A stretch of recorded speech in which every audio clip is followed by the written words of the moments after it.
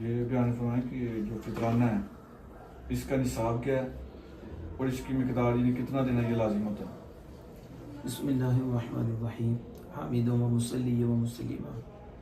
اللہ پاک حق بیان کرنے کی اور ہمیں عمل کرنے کی توفیق عطا فرمائے. ماشاءاللہ آپ نے یہ خوبصورت سوال کیا ہے کہ فطرانے کا نصاب کیا ہے.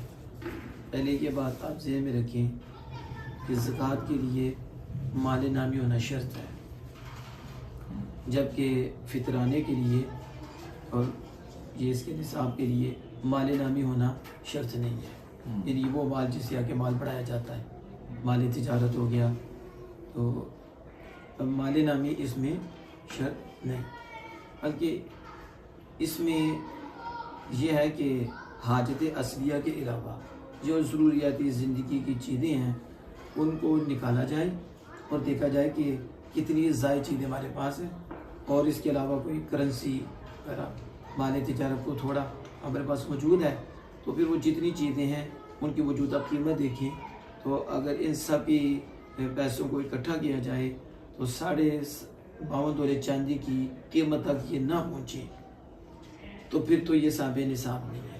تو اگر 52.5 تولے چاندی کی قیمت کو وہ سارا سامان پہنچ جاتا ہے تو آپ کہیں گے یہ بھی صاحب نصاب ہے.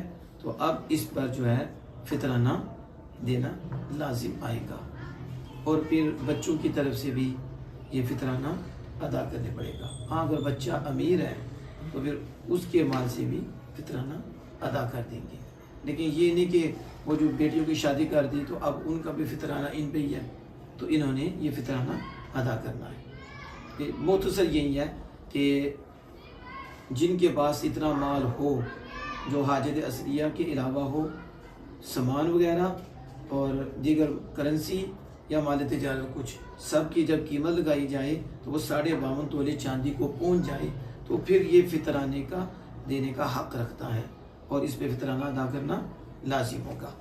اب رہ گیا کتنی مقدار ہے، تو اس کی جو ہے نا 4 صورتیں ہیں اس کی شریعت نے جو بیان فرمائی ہے.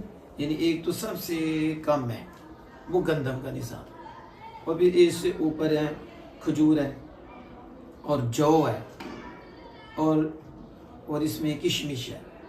2 کلو گندم، 2 کلو آٹا، ہمارے یہاں 120 کلو آٹا ہے، اچھا آٹا ہے، تو اس حساب سے 240 روپے بنتے ہیں. چلے بندہ تھوڑا زیادہ کر لے لیکن 240 روپے بنتے ہیں. اور کھجور درمیانی وہ دیکھ لے 4 کلو کھجور، 4 کلو کشمش اور 4 کلو جو. تو اب یہ نہیں ہے کہ میں ہوں تو میں بس جو ہے نا 240 روپے دوں گا.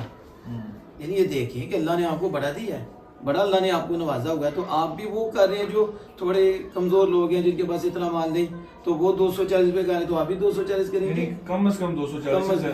ہاں کم از کم 240 ہے. آپ جتنا گڑ ڈالیں اتنے میٹھا ہے. پھر ماہ رمضان میں نفل بھی کریں تو فرض کا ثواب ملتا ہے، پھر کتنوں کی دعائیں ملیں گی.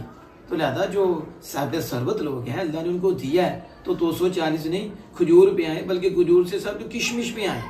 تو کشمش کتنے میں کلو ہے تو 4 کلو پھر دیں تو اللہ پاک کتنا آپ کو عطا فرمائے گا بندہ سوچ بھی نہیں سکتا، کیونکہ ماہ رمضان ہے، ادھر تو تھوڑے بھی مالک بہت زیادہ عطا فرما رہا ہے.